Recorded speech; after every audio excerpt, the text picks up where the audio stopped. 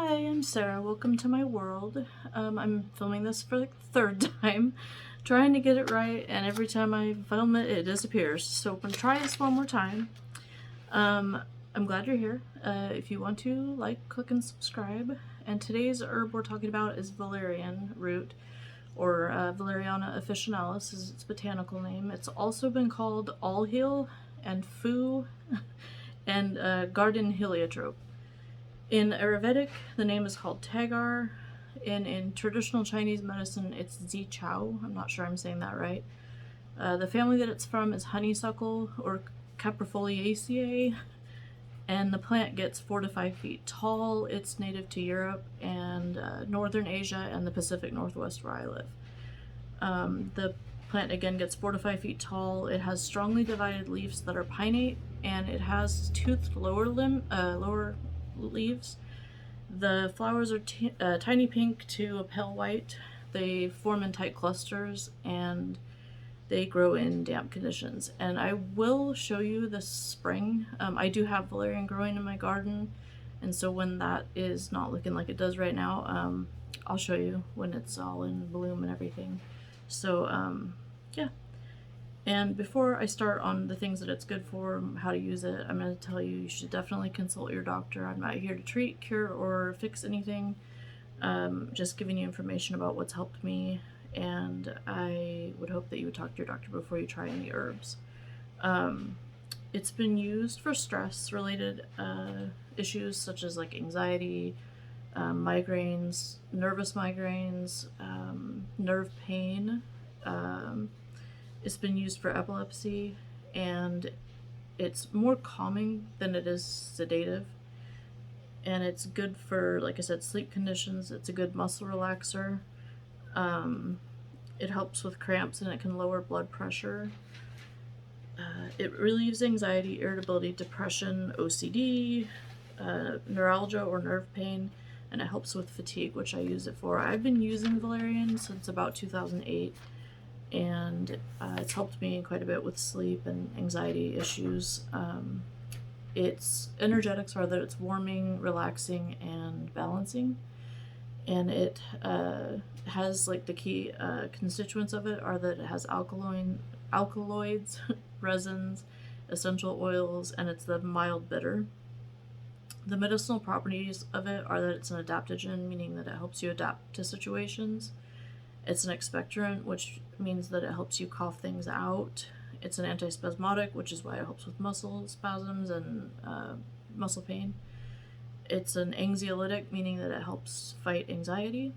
It's a nervine, which means that it's nutritive to the nerves. It's a pain reliever, a sedative, and again, it's a nervous system tonic. As far as folklore goes, cats are attracted to it, so in the medieval times, if a cat went to a specific root over another one, they would realize, oh, that one's stronger, so they would use the stronger root. And back then, they also used it to repel rats, because rats don't like the taste or the smell of it. And it's been used since the Roman and Greek times, so for over 2,000 years. Hippocrates himself used it to treat insomnia. And sorry, I have notes. I'm trying to keep my thoughts all contained. Yes, so it can help be an alternative to like Valium or Xanax or other prescription anti-anxiety meds. And then also the Native Americans used it around the campfires at night for their nightly rituals. As far as safety goes, don't take it with sleep medications, and always consult your doctor first. It may not be good for breastfeeding women and pregnant women, so I wouldn't use that during those times. And if you have liver disease, you want to avoid it. Some people have the opposite reaction, so rather than it making them tired or calm, it makes them hyper and have energy.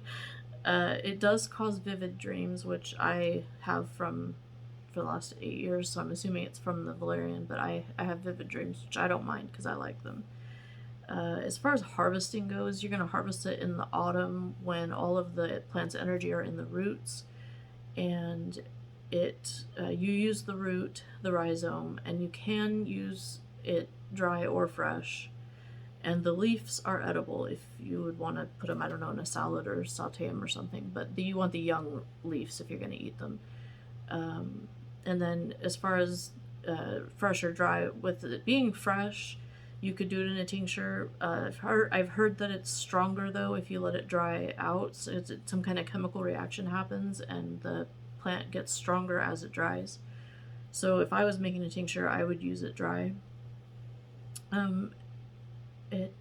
It comes in tablets, powder.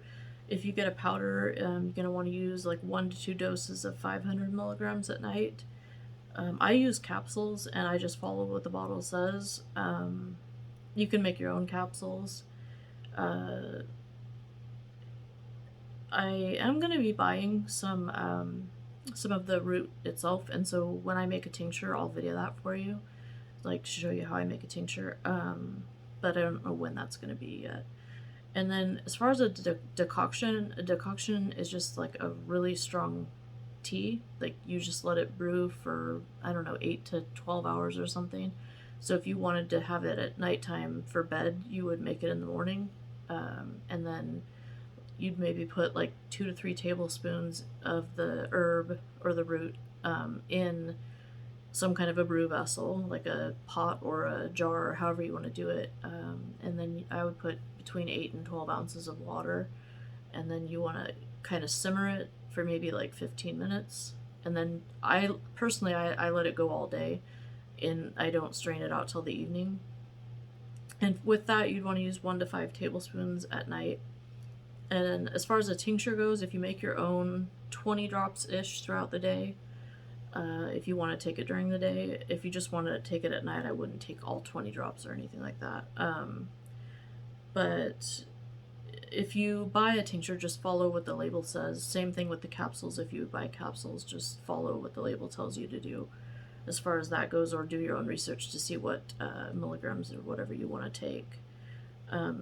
But with the tincture, you can take it up to 5 times a day. Like I said, I take the capsules. I'm not sure.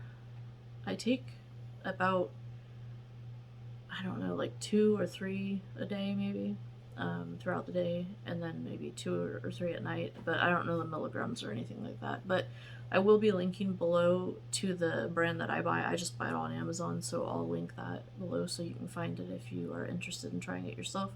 But again, always check with your doctor first. I wouldn't want you to do anything I said without asking your doctor.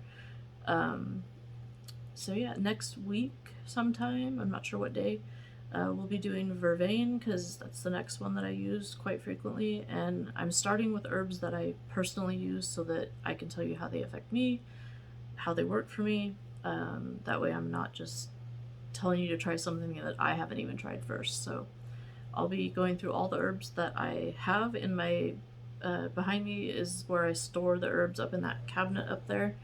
And then over here I have like tinctures that I'm currently making. I'll take and flip around and show you the whole apothecary on another day.